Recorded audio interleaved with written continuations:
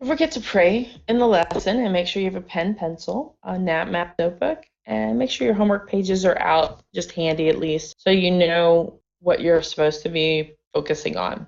So today what we're going to be learning is what is an expression, what is a term, variable, or a coefficient, and what are like terms, and how to simplify an expression. Okay, so express me algebraically. Okay, so in God moment, we all have to learn to express ourselves. It doesn't mean it's who you end up becoming. We want to express ourselves so we glorify God. And when we do his work, we express our thanks to him. Question doesn't have an answer, so there are no equal signs. We combined many instructions God gives us in our lives. This service that you perform is not only supplying the needs of the Lord's people, but is also overflowing in many expressions of thanks to God. 2 Corinthians 9:12. Okay, when you're combining like terms, it's like combining like instructions. When Noah was given instructions to design an ark, Aaron was given instructions on how to make his breastplate. There are two different units. Noah's ark is cubits, and Aaron's breastplate was a span. So spans and cubits we could combine, but we can't combine spans and cubits. We can only combine all the spans and all the cubits. You can't add spans and cubits. You end up with a babbits, which is a cute little word of saying a span and a cubit. So examples are types of expressions. An expression is not an equation because it doesn't have the equal sign. There are two types of expressions. You have a numerical expression, which contains only numbers and symbols. So for instance, 5, this by the way is times 3 plus 4, okay? So there is no equal sign. This is by the way times, as I said. There's no equal sign. We could simplify it by saying what is 5 times 3 and knowing that's 15 plus 4, which is 19. But it doesn't necessarily, but that's simplifying it, not solving it. There's a big difference. Algebraic expression contains an unknown number, like m plus 4. And a variable is a letter or symbol that represents a number, like the m, or an x, any variable. So let's take a look. Simplifying expressions. Do you know the difference between an expression and an equation? Remember I just said it.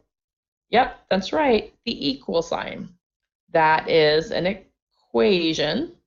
This is an expression. Right, expressions are mathematical phrases that contain numbers, variables, and operations like plus, minus, times, and division. They can contain the terms below, 2x minus 3y plus 5. A term is a number or variable or a mixture of number and variables being multiplied.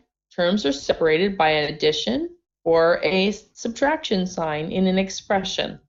So the three terms in this one above are 2x, negative 3y, and 5. You notice that even though this is minus is what we said, when we talk about a term, we do bring the sign in. So this would be a negative 3y. A variable are letters or other symbols that represent unknown numbers or values. Example, x and y. The variables in this one are x and the y. Constant is the number without a variable. So if you look at my original expression, 5 is the only one without a variable. The coefficient is the number in front of the x and the y. So the number in front of x here is 2, and the number in front of y is negative 3. So those 2 and negative 3 are my coefficients. All right, name the coefficients. Okay, let's think about this. See if you can do it. Pause the video and see if you can name them. All right, my coefficients are 7, 5, negative 3, 1, 4, and that's it.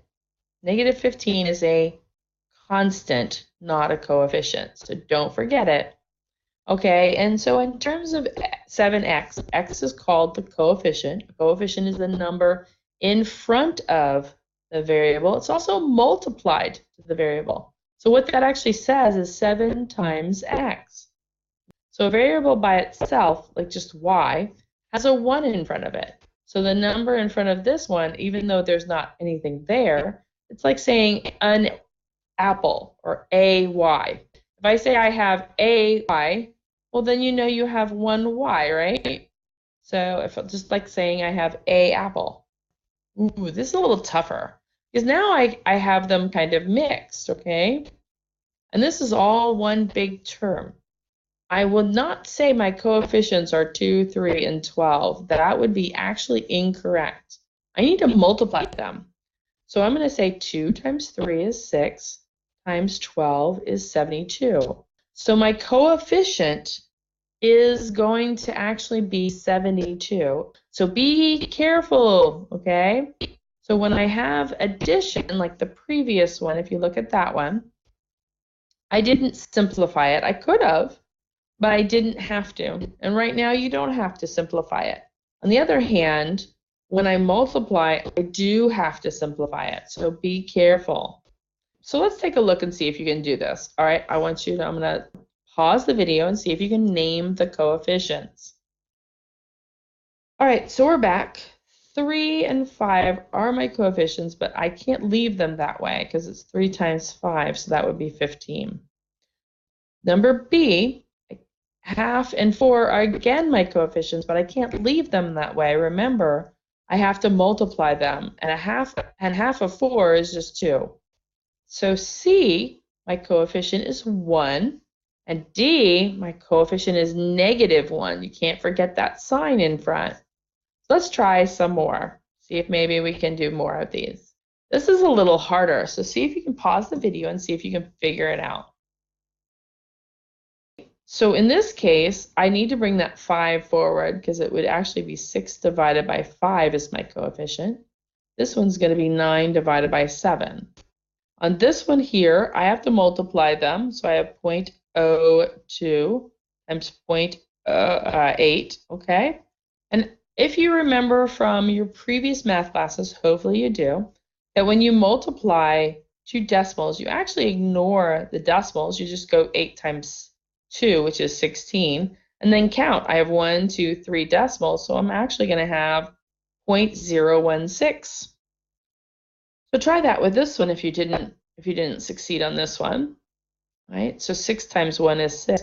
But there's 1, 2, 3 decimals, so I'm going to have 1, 2, 3 spots. All right, so that's going to be Rn, but that's not my coefficient, so we don't put them in there. All right, so let's try a different one and see how well you do. Actually, that was the end of them. So we're going to try like terms. So like terms, you are to be like Jesus, but we will never be like Jesus until we're in heaven. Unless we're never going to be exactly like him. But you're going to be different to the world standards, okay? Here's you. You're different. And sometimes the world wants conformity.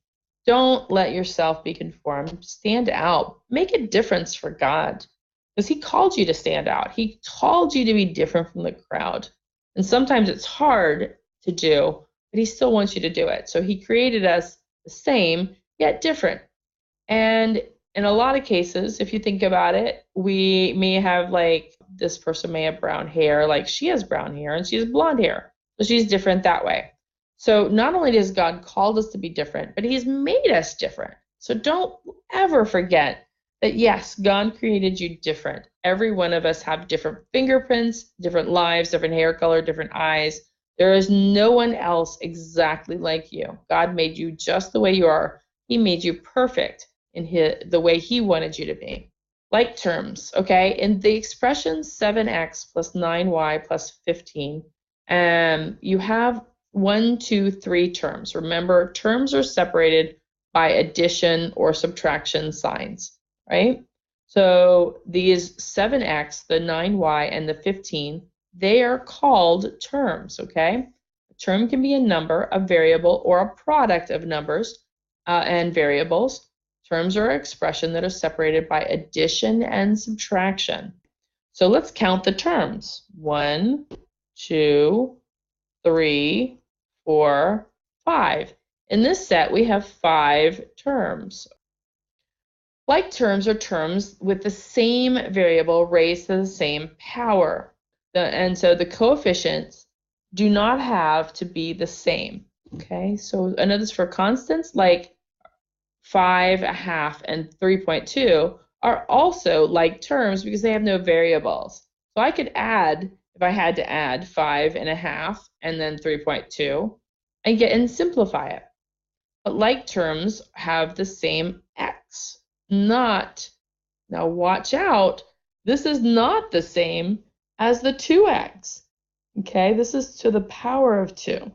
So it also not only has to have the same term, but it also has to have the same power. Okay, so these are all power to the 1. Okay, again, 1 has a tendency to hide, just like in coefficients, it also hides in exponents. Let's look at this. I have a W and I have a W here. Believe it or not, these are the same. On the other hand, an A and a B, those are not the same. And then a 5 and a 1.8, they both don't have variables. And a 3.2 and an N are not the same. Okay, only contains one variable. So let's think about this logically. If I had 3 apples and 4 oranges, how much do I have altogether? Can I add my apples and oranges together and get 1, 2, 3, 4, 5? Can I get them all? 7 apple oranges? No. I cannot combine apples and oranges because there's no such fruit as half an apple, half an orange. On the other hand, if I look at, I can combine the fact that I have 1, 2, 3 apples, okay, and I have 1, 2, 3, 4 oranges. But I do not have 7 apple oranges. No such thing.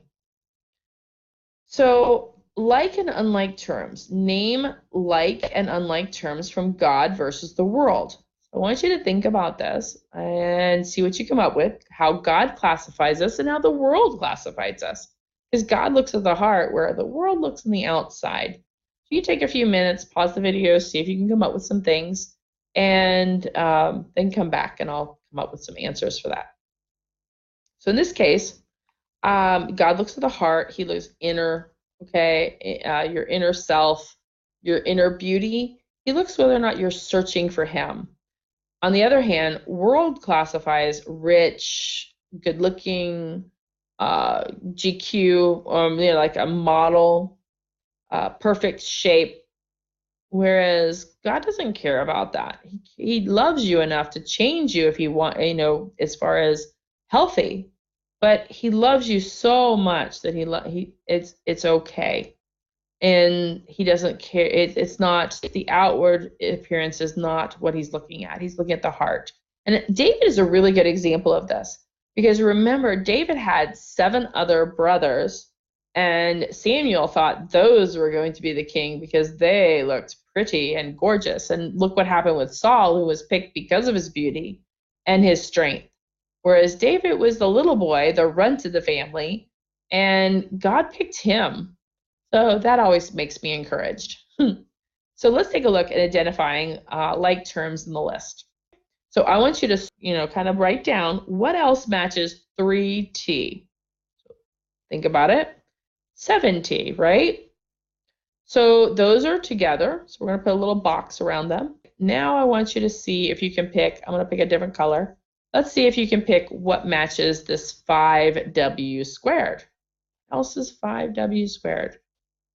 That's right, this 4W squared matches that. Okay, let's try one more. That is the 9V, and it goes with the 8V. Good job. So it looks like the look for like variables with like powers. Okay, so in other words, if this had not had a square with it, it would not have been a match of the 5W squared. Okay? So use different shapes or colors to identify sets of like terms. So when you're doing it, I want to see how well you do. Try it again. See if you can match up the ones that go together on your piece of paper, and pause the video and see if you're right. This goes, let's go for it. This one and this one are the same, and this one and this one are the same. So they're groups. Yay, good job. Okay. Let's try this one. See if you can do that. Pause the video and see if you can get the answer. If you selected 6b and b over 2, that was correct. And then the other one is 5 squared and x squared. These two don't go with anybody. So those are the only two groups that are alike.